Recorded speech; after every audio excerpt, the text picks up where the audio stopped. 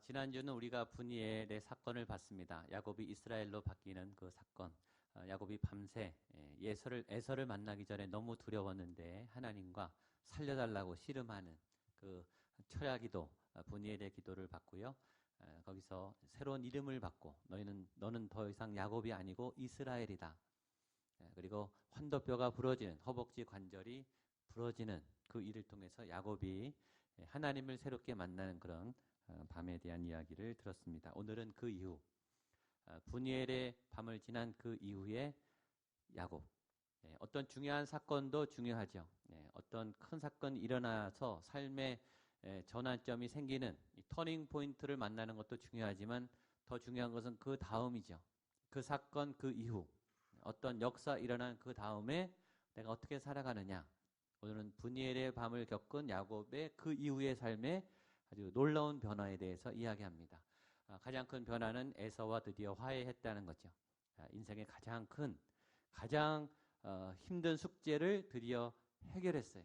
이제 풀리는 겁니다. 오늘 말씀처럼 여러분에게 있었던 그 인생의 숙제들이 풀리는 역사가 나타나기를 축복합니다. 부흥회를 통해서, 새벽 제단을 통해서 그렇게 안 풀리던 문제들이, 그렇게 질질 끌던 그 지겨운 문제들이 오늘 말씀처럼 풀리는 역사가 나타나게 되기를 축복합니다. 우리 삶에는 그런 큰 산을 만나요. 에서라고 하는 큰 산, 골리앗이라고 하는 큰 산, 내가 이길 수 없는, 내가 싸울 수도 없는. 야곱이 얼마나 에서가 무서운지요. 20년 동안 얼씬도 못했어요. 이기려고는 생각도 못해요. 이길 거는 상상도 못해요. 당연히 지는 거예요. 이미 마음에는 패배한 거예요. 그 다음에 이름만 들어도 경기가 나는 거예요. 근처에 얼씬도 못해요. 그런 산이죠. 그런 짐. 여러분에게 있습니다. 저에게도 있어요. 이미 포기하고 도망 다니는 그 어떤 거대한 대상이 있어요. 그런데 분이엘을 넘어서 오늘 장면을 보세요. 에서와 야곱이 만나는데요. 그렇게 정다울 수가 없어요. 그렇게 쉬울 수가 없어요. 이렇게 쉬운 거를 큰 산이 아니에요, 여러분. 이렇게 쉽게 풀릴 수 있는 것을 20년 동안 끌어왔다는 거죠. 형제가 20년에 만나서 얼싸안고 우는 이 화해 장면은 우리에게 얼마나 감동을 주는지 모르겠습니다. 왜 이런 장벽이 생겼을까? 서로 사랑하고 피부치 아닙니까? 유일한 형제예요. 쌍둥이에요. 거기다가 부모님 돌아가시면 이 두 형제만 남습니다. 서로 이 험한 세상에서 의지하고 돕고 연락하고 잘 지내도 시원치 않은데 원수가 되어서 가장 위험한 천적이 되어서 서로 도망다녔던 이 두 형제가 오늘 화해가 생기는 그런 일이 생겨났습니다. 형제 가운데, 가족 가운데 비극이 일어나는 것처럼 그런 비극은 있어서는 안 되겠지만 우리 현장에 일어납니다. 제가 아는 목사님은 이 아버지에 대해서 간증을 많이 하세요. 그 목사님도 지금 60이신데 그 아버지는 80대 후반이시죠. 그리고 군대 장교세요. 굉장히 아주 엄격한, 혹독한 장교세요. 그러니까 자녀를 부모로서 양육한 게 아니라 사령관으로 자녀를 혹독하게 양육한 거예요. 거의 특수부대 훈련하듯이 식으로 어렸을 때부터 아이들을 키운 거예요. 그래서 이 목사님이 어렸을 때 소원은 뭐냐면 아버지가 빨리 돌아가시는 거예요. 자기의 소원은 뭐냐면 집에 갔는데 아버지가 돌아가셨다는 거예요. 아버지가 없는 거. 그게 소원이에요. 이런 말도 안 되는 소원을 막 외치고 다닌 거예요. 아버지가 없는 아이를 제일 부러워해요. 아버지가 너무 심하게 때리고 자기 압박을 주니까 이 아버지가 기대치가 굉장히 높으세요. 반에서 1등, 전교 1등은 명함도 못 냅니다. 서울에서 1등하고 전국 1등을 해야 되는 거예요. 안 그러면 아주 박살이 납니다. 그게 공부만 잘해서 되는 게 아니라 예능도 잘해야 되고 운동도 다 잘해야 되는 거예요. 그러니까 매일매일 얻어 터지는 거죠. 집에 가면. 아버지가 너무 무서운 거예요. 아버지 얼굴도 보기 싫은 거죠. 한 번은 이런 일이 있었다 그래요. 초등학교 6학년 때인데 저쪽에 중3 형이 있었거든요. 가서 저 형을 때리고 오라는 거예요. 배짱 훈련을 시키는 거죠. 그렇게 말했대. 너 저 형한테 맞아 죽을래? 나한테 맞아 죽을래? 가서 때리고 와. 그 앞에서 바들바들 떨었던 자기를 잊을 수 없다는 거죠. 그 아버지가 빨리 죽었으면 좋겠다는 거예요. 그 아버지의 바람대로 이분이 서울대를 가시고 카이스트 박사를 하시고 삼성 기획이사로 최연소 이사가 됐어요. 아주 승승장구를 했습니다. 근데 암에 걸렸어요. 암 말기. 근데 하나님이 기적적으로 고쳐져서 살아난 거예요. 그때 하나님을 제대로 믿고 이제 목회자가 되고, 목회자가 되면서 이제 아버지랑 화해하면서 이제 그 간증을 이제 하시는 거예요. 저는 그 얘기를 들을 때마다 섬뜩합니다. 어떻게 아버지가 돌아가시는 게 소원인 그런 자녀가 있을 수 있을까? 가장 사랑해야 될, 가장 아이들이 기대해야 될 그 언덕인 아버지를 가장 미워하고 증오할 수밖에 없는 그 가정은 얼마나 비극인가. 오늘 사랑을 나누고 우정을 나누고 힘들 때 힘이 되어줄 그 형제들이 서로 원수가 되어서 20년 동안 두려워하면서 살아가야 하는 이 형제들은 얼마나 비극적입니까? 더 비극적인 건 뭐냐면 이 야곱이 에서가 20년 동안 자기를 죽일 거라고 하는 살인의 위협을 느끼며 살았다는 거죠. 야곱에게는 극복할 수 없는 너무 큰 숙제였어요. 상처는 자기가 이기지 못해요.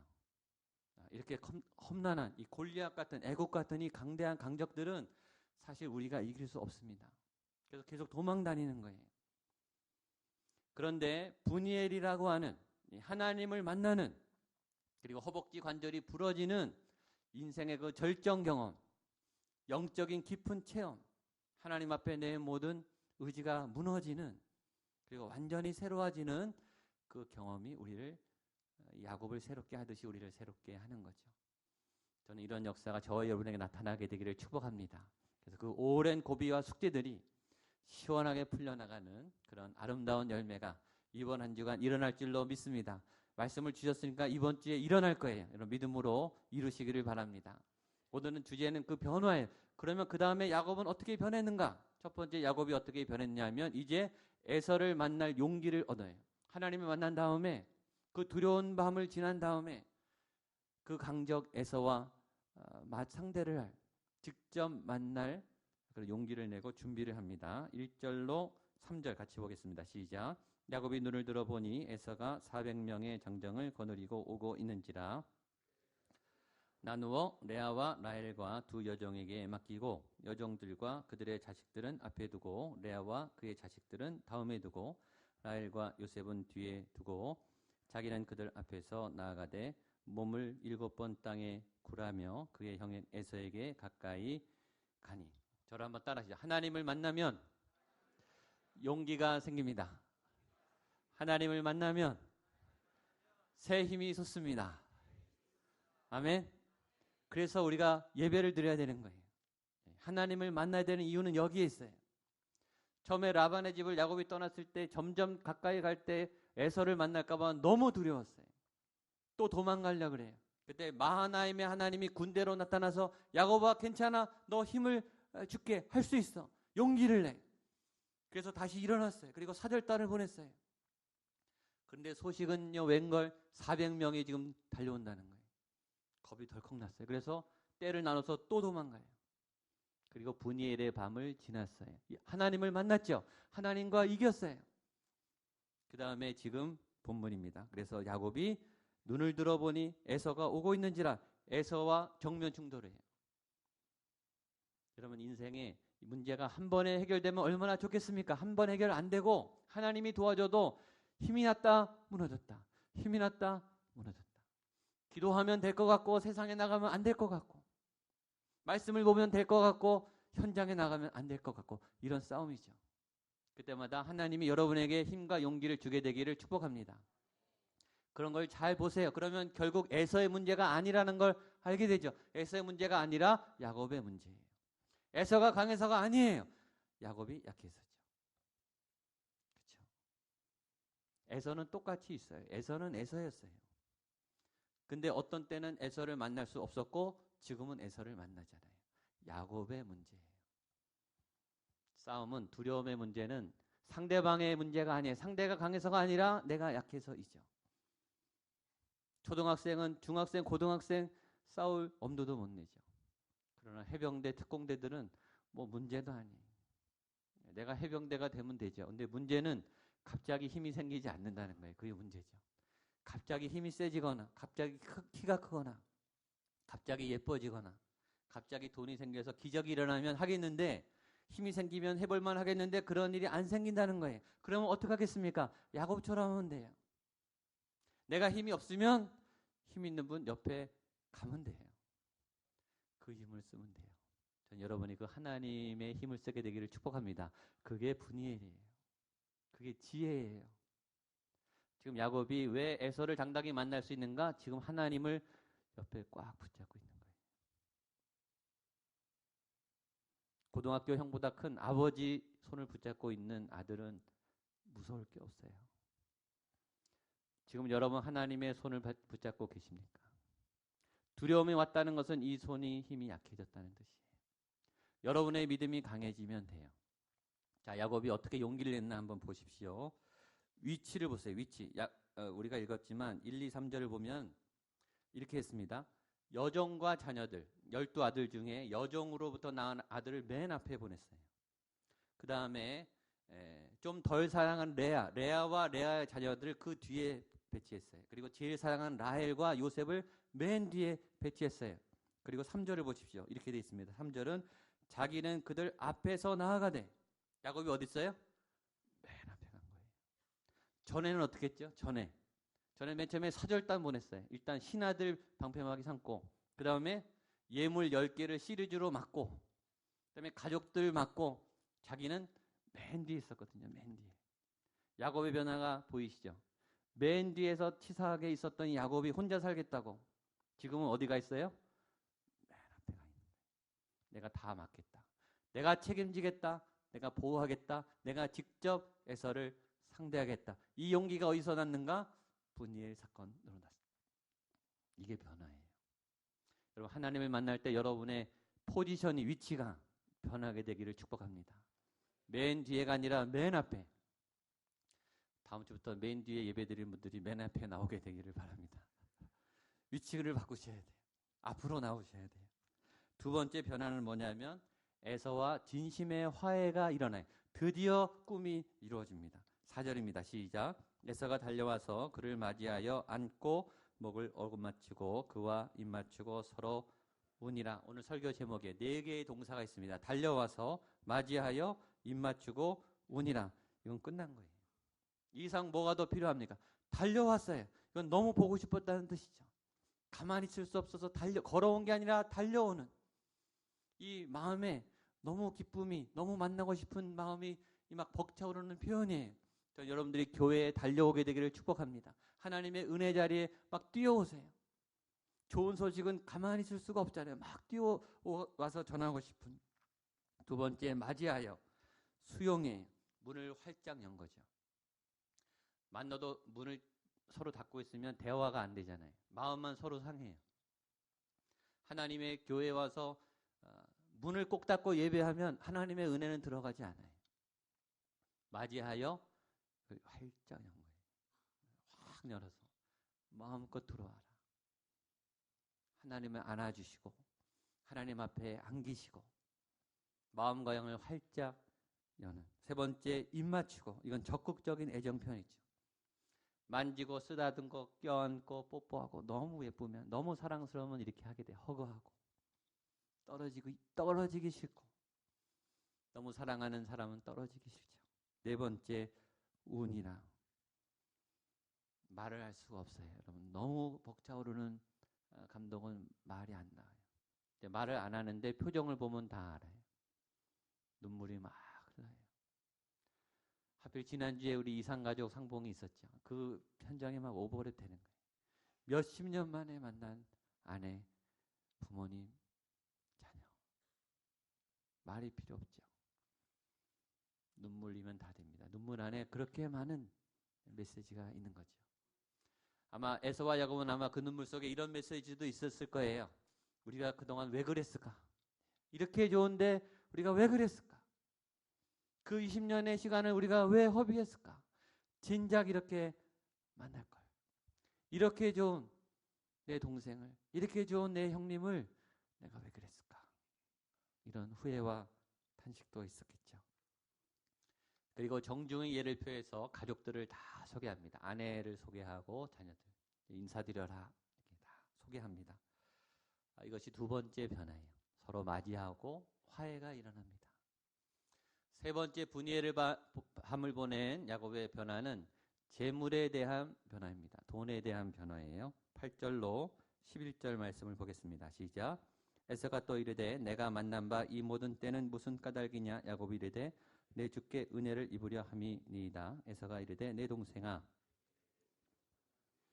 내 소유는 내게 두라. 야곱이 이르되 그렇지 아니하니이다. 내가 형님의 눈앞에서 은혜를 입었사오면 청하건대 내 손에서 이 예물을 받으소서. 내가 형님의 얼굴을 배운즉 하나님의 얼굴을 뵌 것 같사오며 형님도 나를 기뻐하심이니이다. 하나님이 내게 은혜를 베푸셨고 내 소유도 조카오니 청하건대 드리는 예물을 받으소서 하고 그에게 강권함에 받으니라.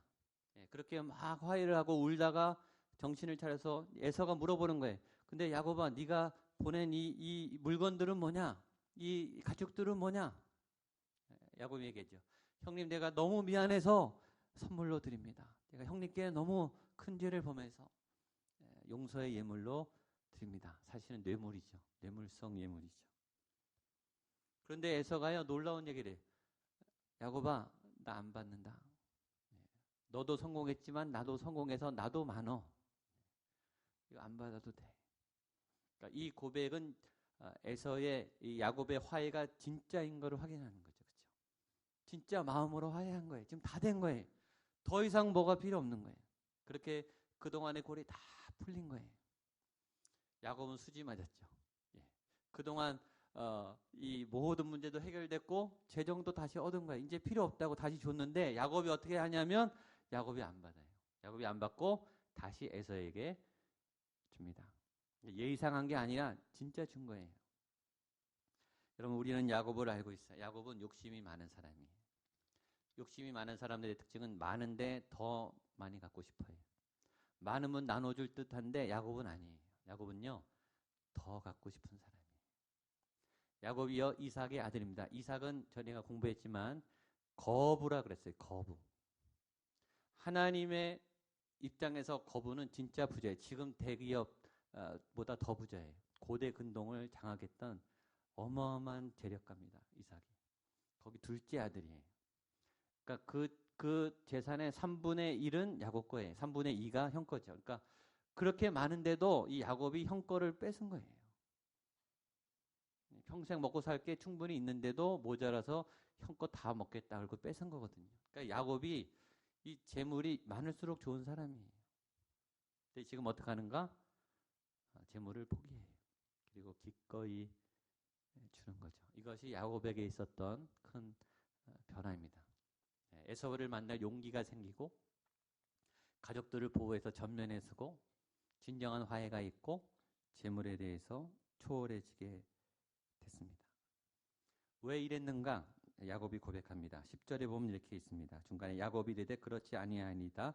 내가 형님의 눈앞에서 은혜를 입었사오면 청하건대 내 손에서 예물을 받았어. 여러분, 이게 하나님의 재정의 원리예요. 은혜 받으면 재정이 풍성해져요. 은혜 받으면 재정에 집착하지 않아요. 많고 적음의 문제가 아니에요. 나눔의 문제는 은혜의 문제예요. 내가 갖고 있고 없고가 아니라 있으면 은혜 받으면 이게 열려요. 은혜 받으면 지갑이 열립니다. 아버지가 기분 좋으면요, 자녀들에게 용돈이 후하게 나가게 돼 있어요. 그러니까 용돈의 문제가 아니라 아버지의 기분의 문제예요. 이 예물은, 이 헌물은 믿음의 문제예요. 하나님께 은혜 받은 분들은 이것을 드리는데 기쁘게 드려요. 아깝지 않죠. 그리고 또 하나는 이 예물의 이 내용이 바뀌었다는 거예요. 처음에 예물은 뇌물성 예물이었어요. 자기가 살아남기 위해서 아깝지만 얼마나 아까웠겠어요. 근데 살려면 어쩔 수가 없어요. 그 많은 재물을 다 줬어요. 근데 지금은 기쁨으로 드리는 거예요. 자발적으로. 자기가 좋아서. 왜냐하면 은혜를 받았기 때문에. 저는 여러분들의 삶에 이런 하나님의 재정 원리가 부어지게 되기를 축복합니다. 하나님의 은혜가 먼저예요. 그리고 하나님 앞에 기쁨으로 드리게 되기를 축복합니다. 매일 기도해 우리 성도님들의 기업이 또 삶의 현장이 복을 받게 되기를 축복합니다. 그래야 교회 재정이 채워지죠. 다른 은혜가 아니라 여러분이 은혜를 받으시면 돼요. 여러분들이 하나님 앞에 아름다운 기업가로 복을 받는 직장인으로 세워지게 되기를 축복합니다. 은혜가 있으면 채워지는 거예요. 하나님의 은혜로 여러분의 모든 삶의 영역이 풍성히 채워지기를 바랍니다. 마지막 복은 제일 중요한 복입니다. 영적인 복입니다. 10절입니다. 시작. 야곱이 이르되 그렇지 아니하니이다. 내가 형님의 눈앞에서 은혜를 입었사오면 정하건대 내 손에서 이 예물을 받으소서. 형님의 얼굴을 배운즉 하나님의 얼굴을 본 것 같사오며 형님도 나를 기뻐하심이니이다. 야곱이 이렇게 말합니다. 내가 형님의 얼굴을 보니 하나님의 얼굴을 본 것 같습니다. 이때까지 야곱을 아는 모든 사람들은 이 말이 아부성 말이라는 걸 다 알아요. 이 야곱은 말재간이 좋거든요. 이 아부를 굉장히 잘하고 이 처세술에 굉장히 능해요. 이때까지의 야곱의 성격으로 볼 때 이것은 100% 아부성이에요. 그러나 분이엘 밤을 통과한 야곱을 볼 때 이건 제 판단이에요. 이 고백은 진짜입니다. 진짜예요.